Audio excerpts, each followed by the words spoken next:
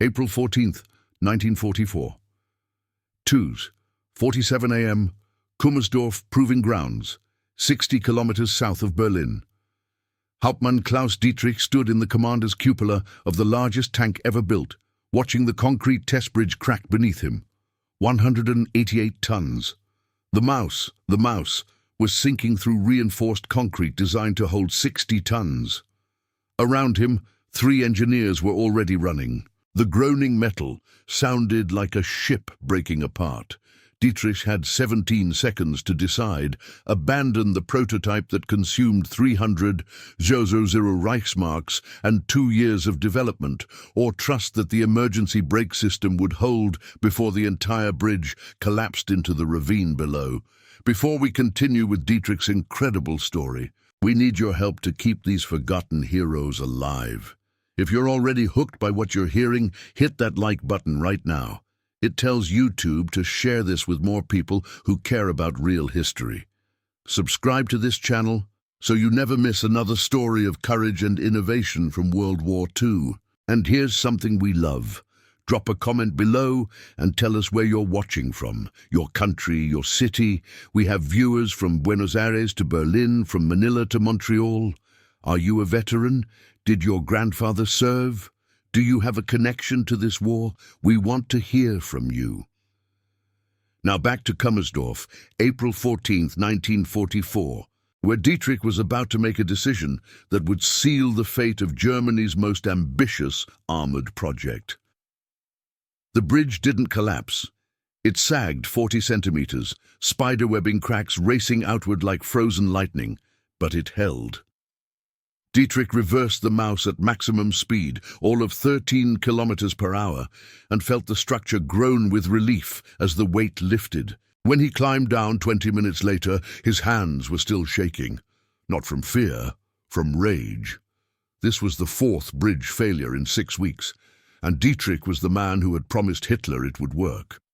Klaus Dietrich was 34 years old in the spring of 1944, a former civil engineer from Dortmund who had spent the 1930s building Autobahn bridges across the Ruhr Valley.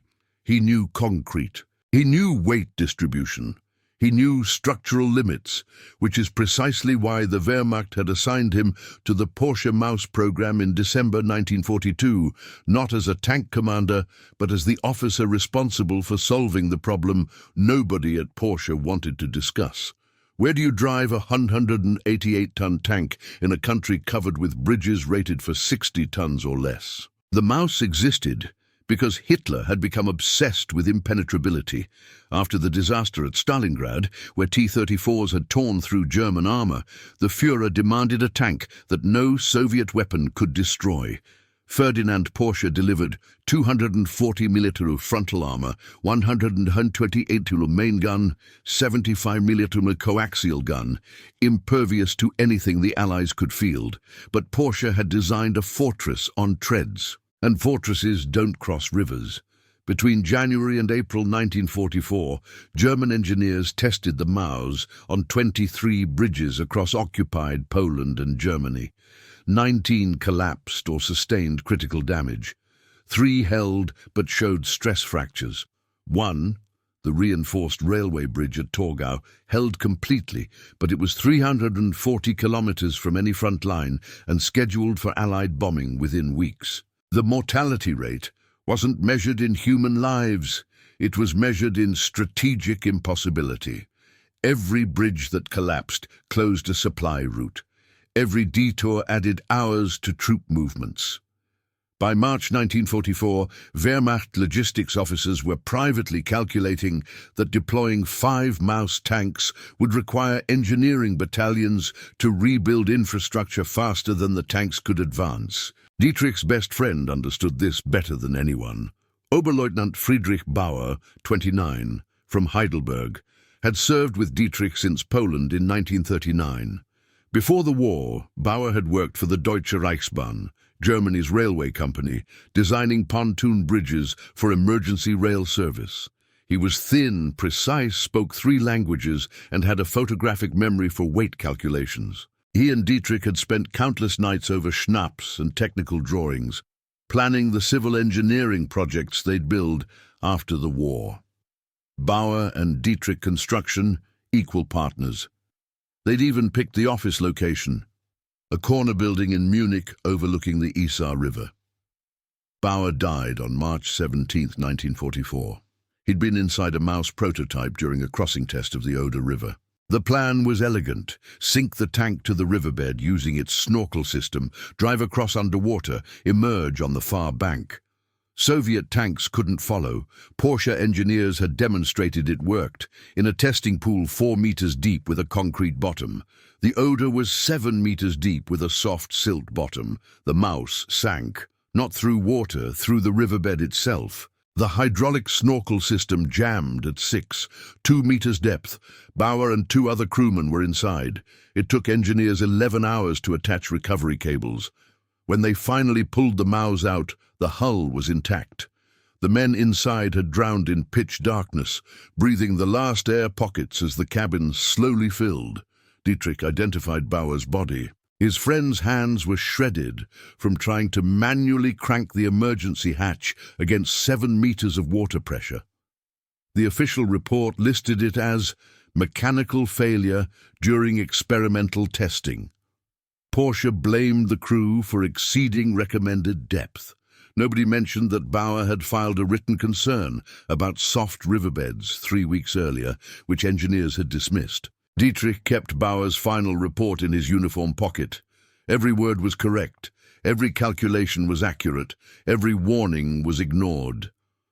After Bauer's death, Dietrich stopped attending propaganda events where Porsche showed films of the Maus crushing concrete barriers.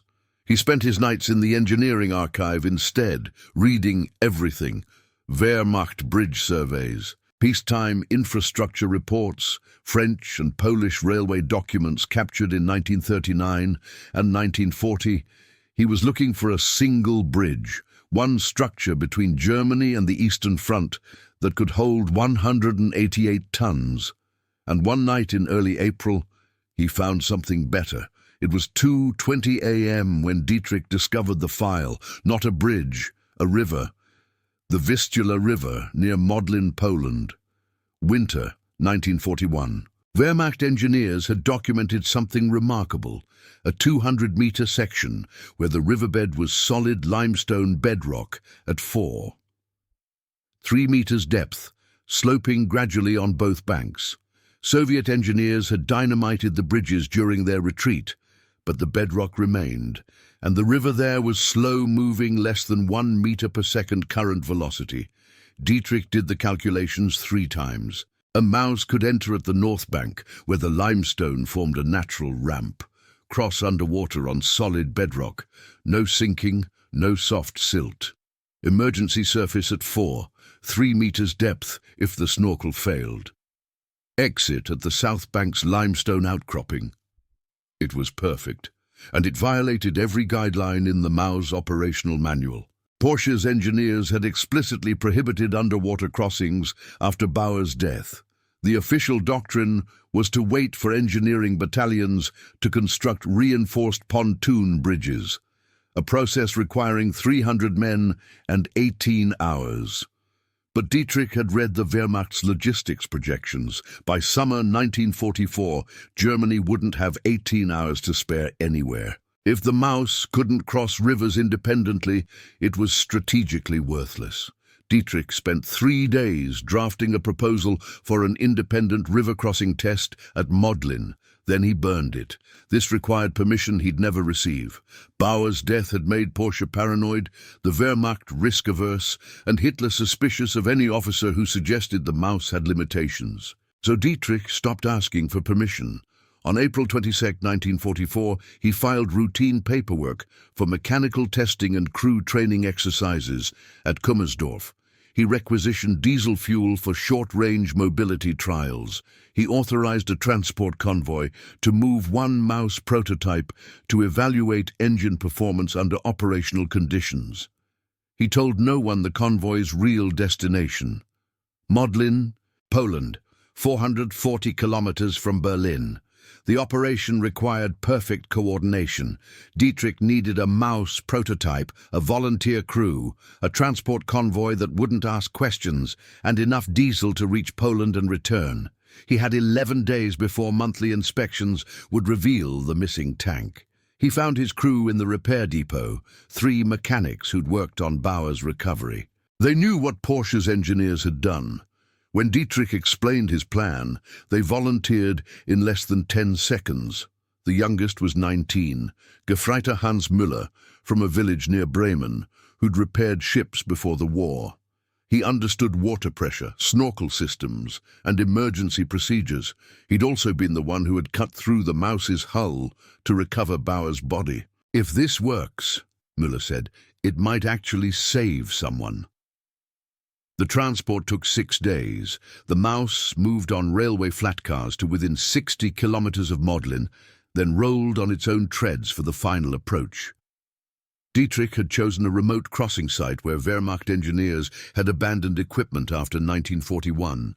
Rusty pontoons, cable spools, and prefabricated bridge sections slowly rotting in Polish mud. Perfect cover. If anyone asked, they were evaluating bridge reconstruction.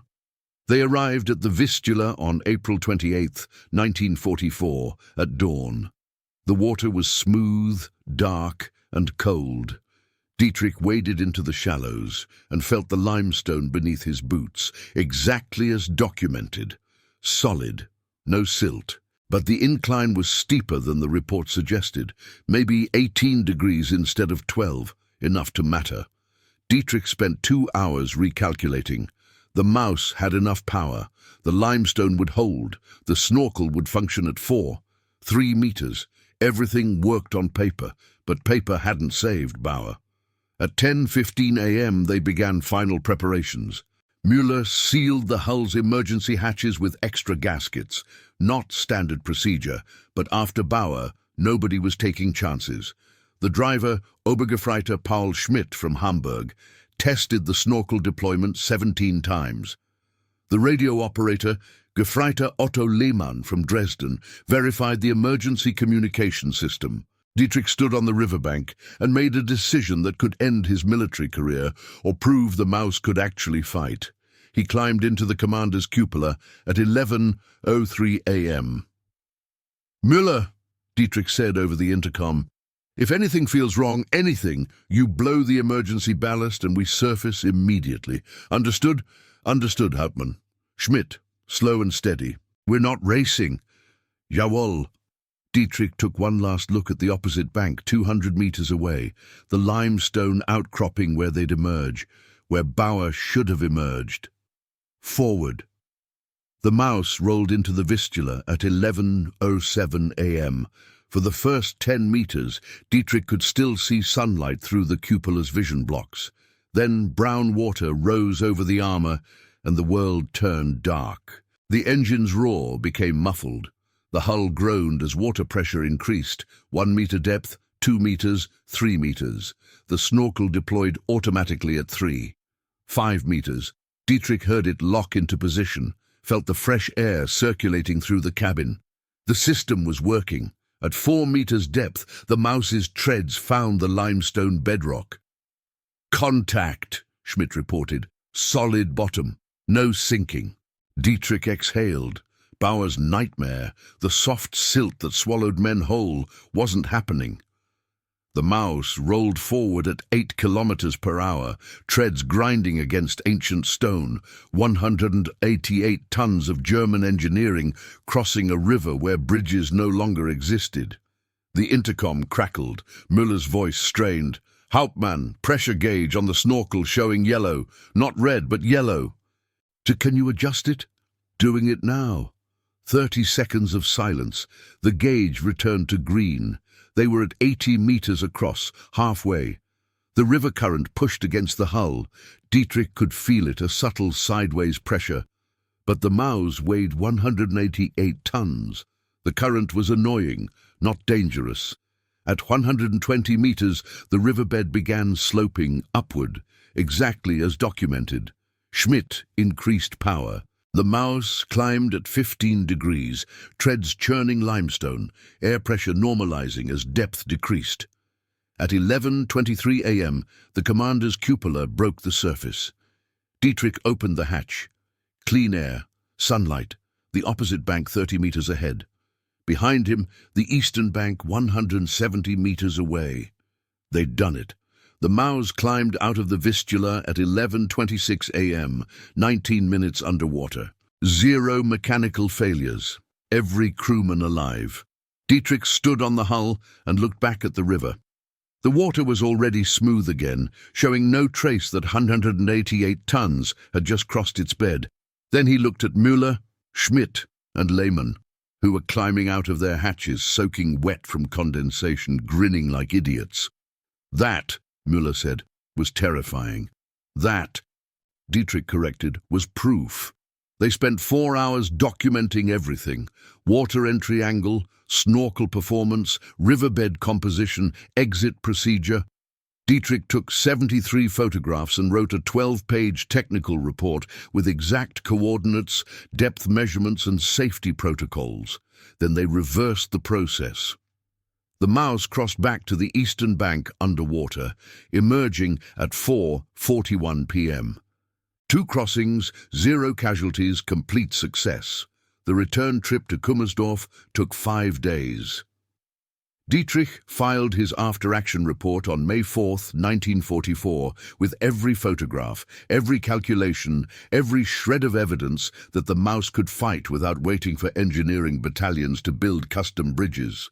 The response came on May 9th. Dietrich was summoned to Porsche's engineering headquarters in Stuttgart. He expected recognition, perhaps even commendation. Instead, he found himself facing 3 senior engineers and a Wehrmacht legal officer. The meeting lasted 11 minutes. Porsche's chief engineer, Karl Rabe, informed Dietrich that his unauthorized field testing had violated direct orders, endangered a prototype vehicle worth more than 500,000 Reichsmarks, and risked the crew's lives in a procedure explicitly prohibited after Oberleutnant Bauer's death. Dietrich presented his documentation, the photographs, the calculations, the proof that Bauer's death had been caused by soft riverbeds, not underwater crossing itself. Raab cut him off. Hauptmann, the Maus's operational doctrine does not include underwater river crossings. Your test, while technically successful, has no strategic relevance. No strategic relevance? Dietrich stared at him. Every bridge in Poland is rubble. The Soviets are blowing them as they retreat. Without underwater crossing capability, the Wehrmacht will construct appropriate infrastructure. There's no time to... This meeting is concluded. Dietrich was reassigned to a logistics depot in Bavaria the next day. His report was classified and buried. The Maus program continued following Porsche's original doctrine, wait for bridges.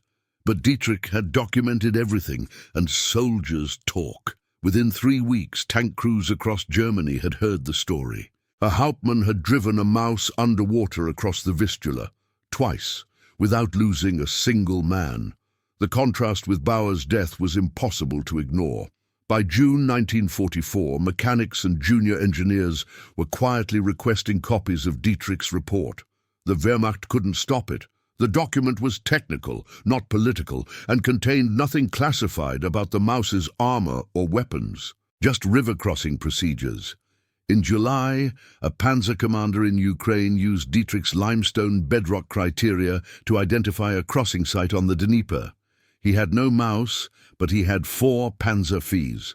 They crossed underwater using improvised snorkels, exactly as Dietrich had documented. All 4 survived. In August, engineering battalions began surveying riverbeds for limestone formations. Dietrich's method was spreading, not through official channels, but through the network of soldiers who'd lost friends to bad doctrine. The Wehrmacht never officially adopted underwater crossing tactics, but by September 1944, at least 17 documented river crossings had occurred, using variations of Dietrich's procedure. Not with the Maus.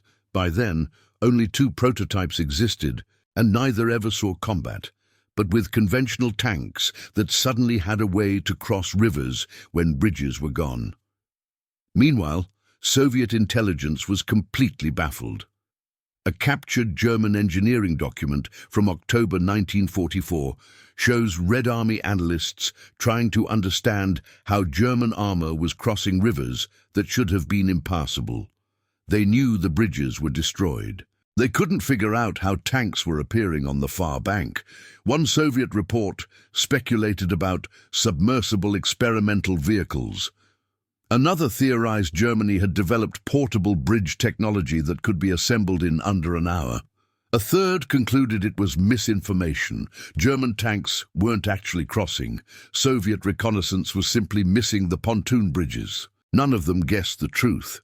Tank crews were driving across riverbeds using guidelines written by a disgraced engineer nobody had ever heard of. The irony was bitter.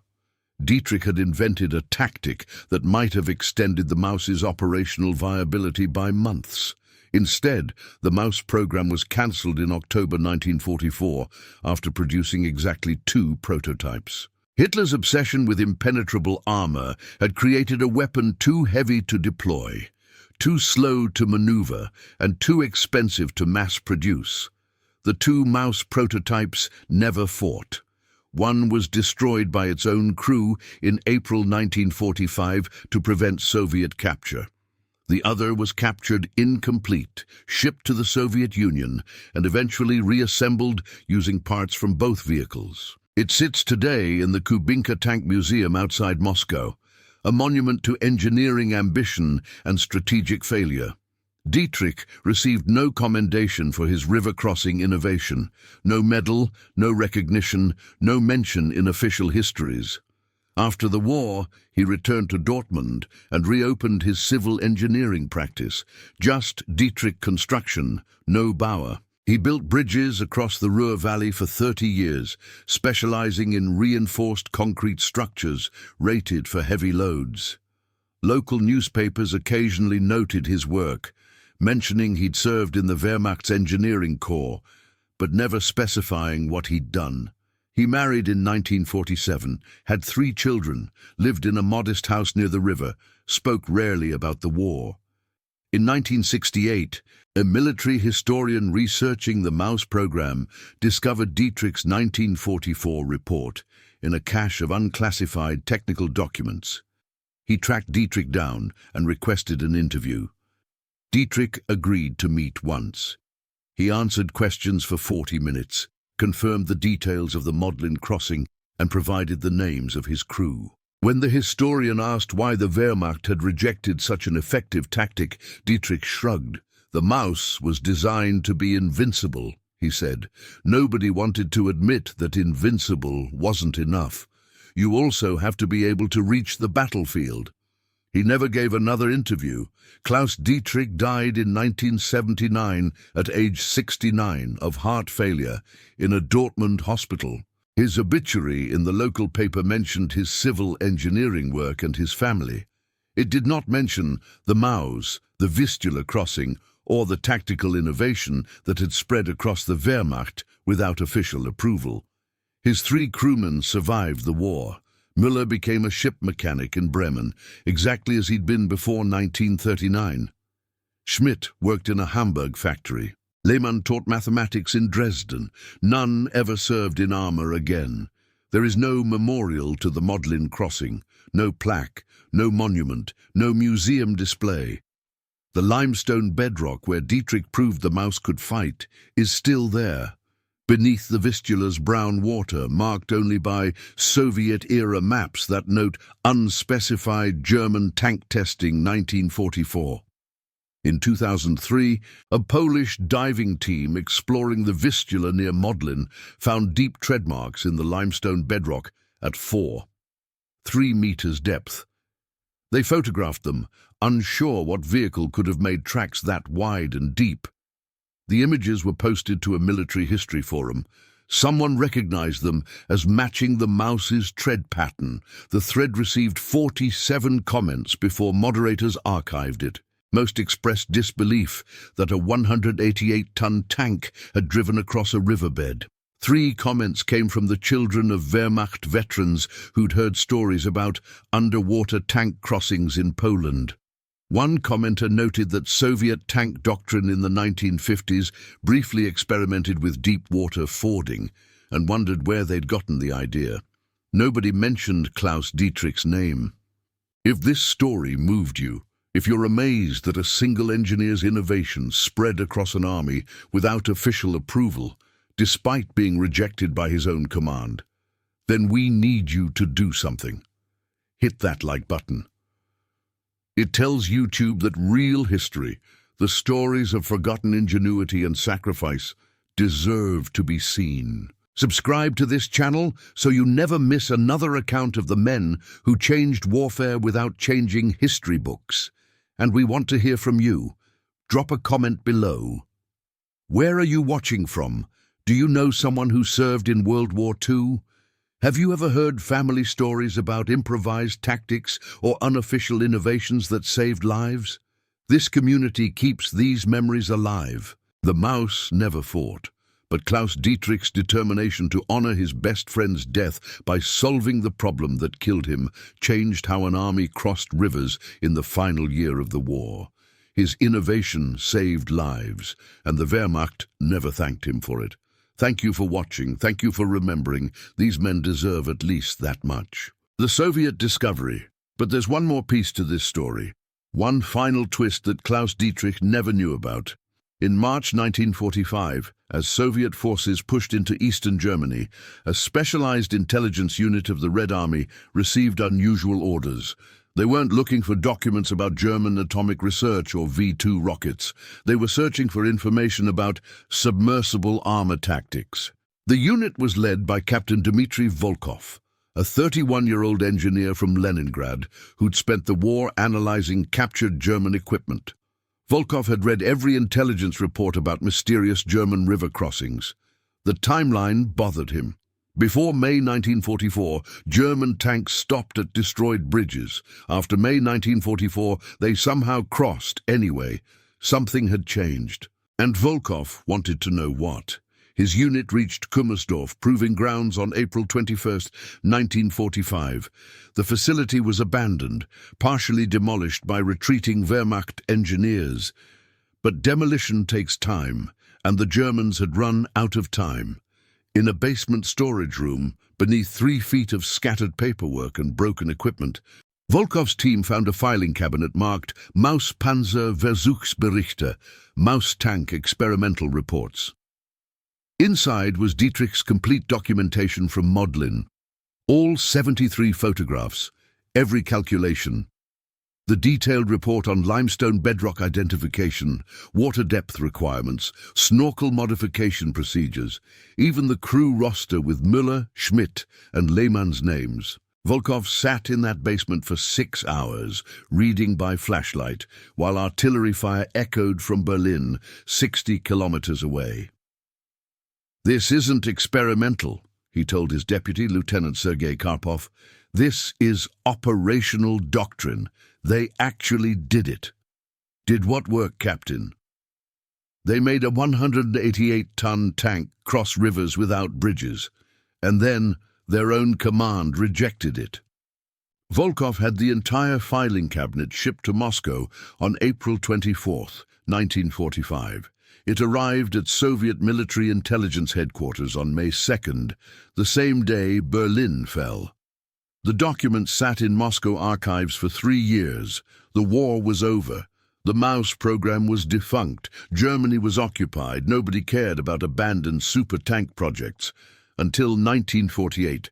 That year, Soviet military planners began designing the next generation of heavy tanks. The IS-3 had proven effective, but engineers wanted something heavier. Something with 130 meat or 152 mm main guns, something that could dominate any battlefield. The problem was the same one that had killed the Maus: weight. A young Soviet engineer named Anatoly Morozov was assigned to solve the bridge crossing problem. He spent 2 months reviewing every heavy tank design from World War II, American, British, German, looking for ideas. In June 1948, someone handed him Dietrich's Modlin report. Morozov read it 3 times. Then he requested detailed geological surveys of every major river between Moscow and Berlin.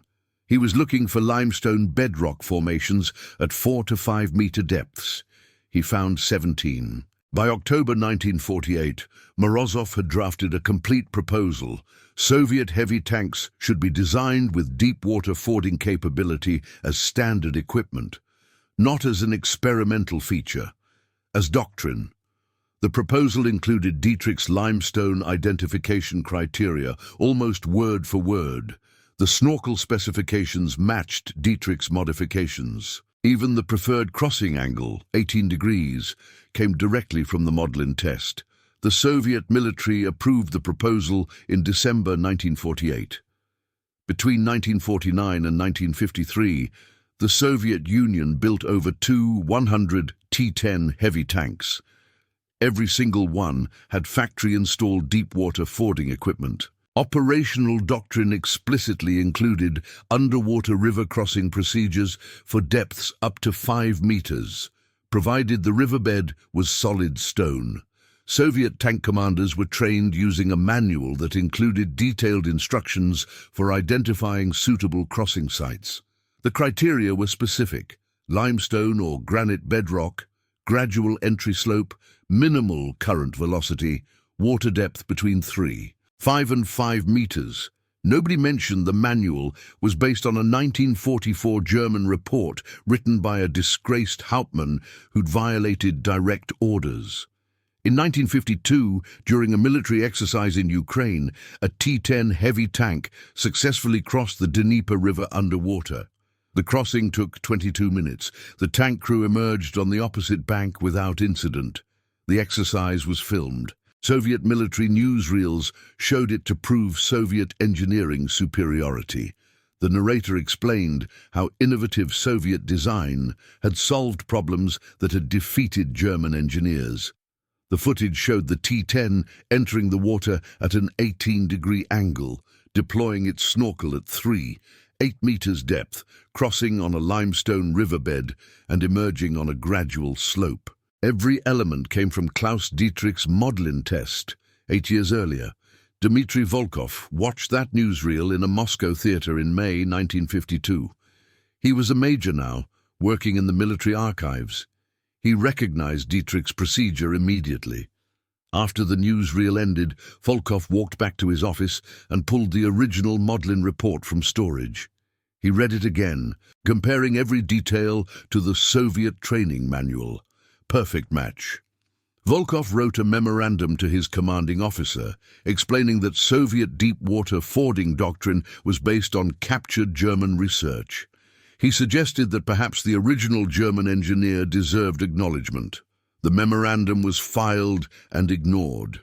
The Cold War was escalating. Nobody was going to admit that Soviet tank doctrine came from a Nazi engineer's unauthorized field test. Volkov never mentioned it again, but he kept Dietrich's report on his desk for the rest of his career. Sometimes late at night when the archive was empty, he'd look at the photographs from Modlin, the Maus entering the Vistula, the crew standing on the hull after the successful crossing, the limestone bedrock visible through the water.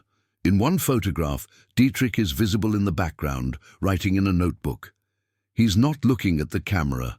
He's focused entirely on his documentation, recording every detail, making sure that if something went wrong, the next crew would know what he'd learned.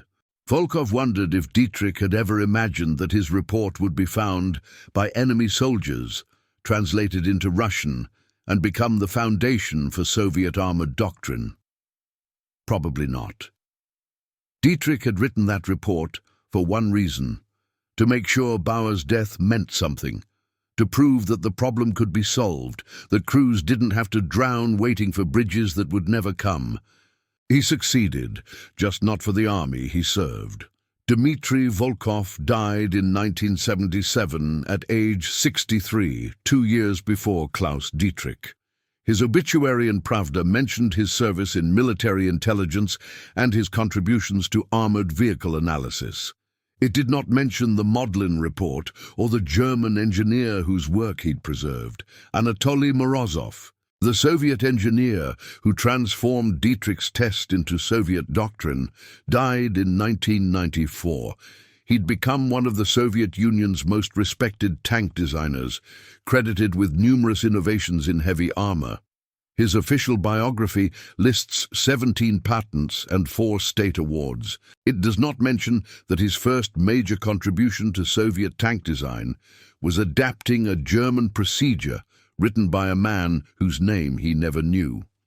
In 2012, a Russian military historian researching Cold War tank development discovered Volkov's 1952 memorandum in the state archives. The memorandum referenced German experimental report, Kummersdorf Files, 1944. The historian spent 3 years tracking down the original document. He found it in a Moscow archive, misfiled under Captured Equipment Studies, obsolete. When he read Dietrich's name and saw the Modlin photographs, he realized what he'd found. The historian published a paper in 2015, Soviet Deep-Water Fording Doctrine, German Origins. The paper included photographs from Dietrich's original report, comparison analysis with Soviet training manuals, and documentation proving the direct connection. The paper received minimal attention. It was published in a specialized military history journal with 200 subscribers. A few Russian tank enthusiasts discussed it on forums. Nobody in Germany saw it, but someone in Poland did. In 2016, a Polish engineer named Jerzy Kowalski read the Russian historian's paper. Kowalski lived in Modlin. He'd grown up swimming in the Vistula. He'd been part of the 2003 diving team that had photographed the mysterious tread marks on the limestone riverbed. Now he knew what had made those marks. Kowalski contacted the German military archives in Freiburg. He explained that a Wehrmacht officer had conducted an unauthorized tank test near Modlin in 1944, that the test had influenced Soviet doctrine, and that physical evidence still existed underwater. The German archives searched their records. They found Dietrich's name in a logistics depot roster from May 1944. They found his reassignment order. They found nothing about Modlin. Because Dietrich's original report had been classified and buried, the only surviving copy was in Moscow. Kowalski persisted. He contacted military historians, tank museums, World War II research groups. He explained the connection between the tread marks, the Soviet doctrine, and the missing German report. In 2017, the Kubinka Tank Museum in Russia, the same museum that houses the captured Maus prototype, hosted a small exhibition about Cold War tank development. Someone included a single photograph from Dietrich's Modlin report. The caption read, Experimental River Crossing, German Heavy Armor, 1944, Origin of Soviet Fording Procedures. No names, no details. Just acknowledgement that the technique had existed. Klaus Dietrich's 3 children never saw that exhibition. By 2017, 2 had died. The youngest, a daughter named Anna, was 70 years old and living in Frankfurt. She'd never known exactly what her father did during the war. He'd never told her. In 2018, Jerzy Kowalski published a book in Polish about the Modlin crossing. It included everything: Dietrich's biography, Bauer's death, the unauthorized test, the Soviet adoption, the physical evidence still visible underwater. The book sold 800 copies, mostly to Polish military history enthusiasts. Nobody translated it into German or English. The limestone tread marks are still there, beneath the Vistula, at 3 meters depth. Polish divers occasionally visit the site. Sometimes they take photographs. The marks are slowly eroding. Another 20 years, maybe 30, and they'll be gone completely. There's still no memorial, no plaque, no marker on either riverbank. But now you know. You know that a German engineer violated orders to honor his dead friend. You know that his innovation was rejected by his own army and adopted by his enemy. You know that Soviet tank crews crossed rivers using a procedure written by a man they'd been trained to hate. And you know that Klaus Dietrich died never knowing that his unauthorized test at Modlin on April 28, 1944, changed armored warfare doctrine for the next 40 years. Sometimes the most important victories are the ones nobody sees. If you found this additional chapter as compelling as the first, we're asking you one more time, share this video. Send it to someone who loves history, who appreciates stories of unrecognized innovation, who understands that the most important contributions are often made by people whose names never appear in textbooks. Hit that like button if you believe Klaus Dietrich deserved better than he got.